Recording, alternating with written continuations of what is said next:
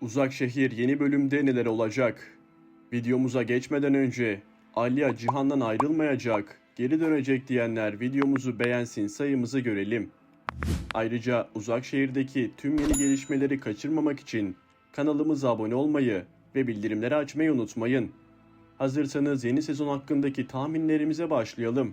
Uzak Şehir'in yeni sezonu için beklentiler her geçen gün daha da artıyor.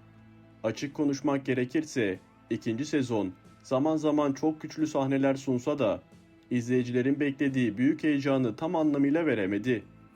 Özellikle Alya ve Cihan arasında uzun zamandır beklediğimiz yüzleşmelerin sürekli ertelenmesi, bazı olayların gereğinden fazla uzatılması ve dizinin belli noktalarda yavaşlaması birçok izleyiciyi hayal kırıklığına uğrattı. Buna rağmen sezon finali öyle bir yerde bitti ki artık yeni sezonda senaristlerin çok daha sert, çok daha hızlı ve duygu yoğunluğu yüksek bir olay örgüsü anlatacağını düşünüyorum.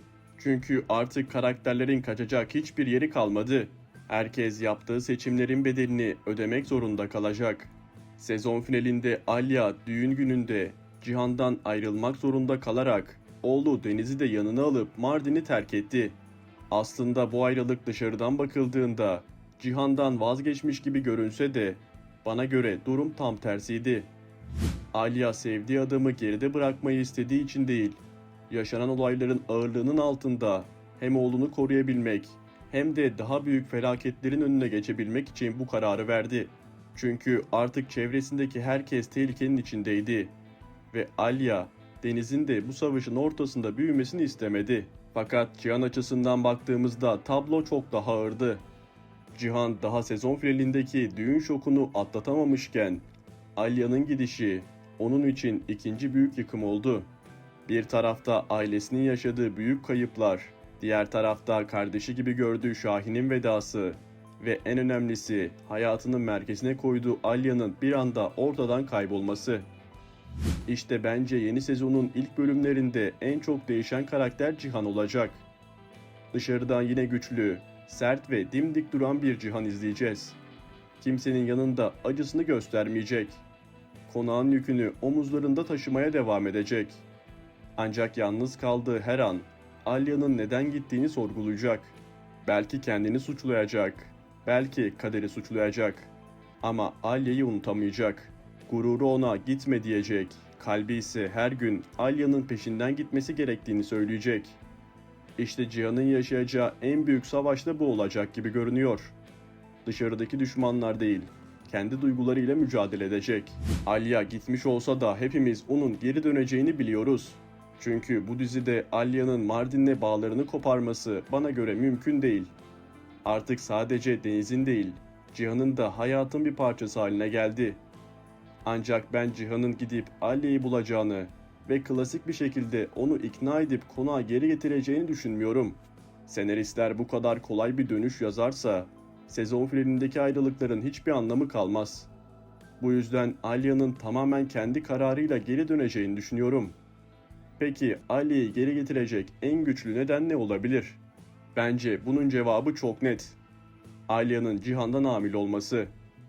Aslında dizide bununla ilgili küçük ama dikkat çeken bazı ipuçları daha önce verilmişti. Elbette şu an kesin konuşmak mümkün değil. Ancak bana göre Alya'nın geri dönüşünü haklı çıkarabilecek en güçlü senaryo bu olur. Çünkü Alya Deniz'i alıp gittikten sonra birkaç güzel söz duyduğu için geri dönecek bir karakter değil. Onun aldığı kararın arkasında çok büyük acılar ve fedakarlıklar var. İşin içinde sadece aşk değil, bir annenin evladını koruma içgüdüsü de bulunuyor.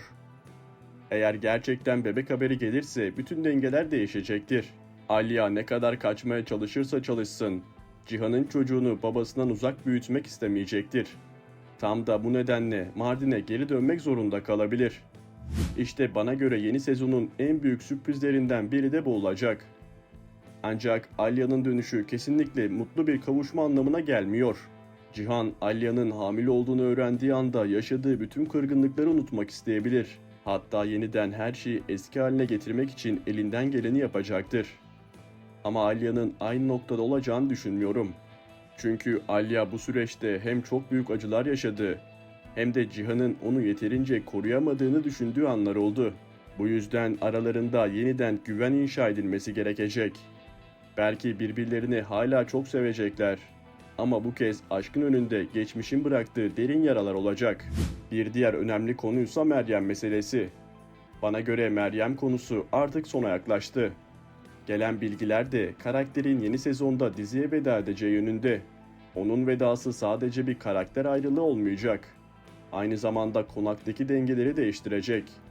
Çünkü Meryem'in yokluğu bazı karakterleri birbirlerine daha fazla yakınlaştırırken bazılarını ise tamamen yalnız bırakacak.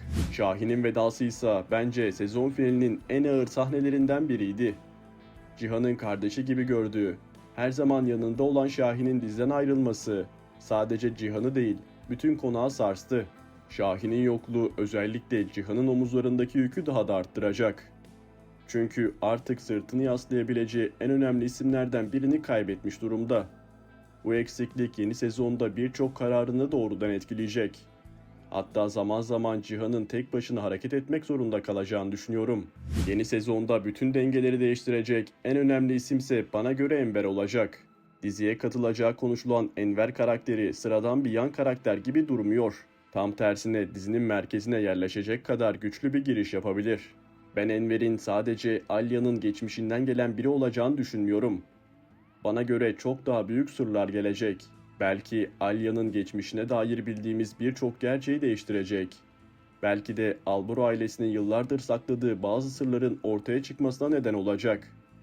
Böyle olursa Cihan yalnızca aileyle değil, Enver'in getireceği gerçeklerle de mücadele etmek zorunda kalabilir. Hatta Enver'in gelişiyle birlikte Cihan'ın kıskançlığını da çok daha net bir şekilde görebiliriz. Çünkü bugüne kadar aileyi kaybetme korkusu içinde yaşayan Cihan, ilk kez gerçekten onu tamamen kaybedebileceğini hissedebilir.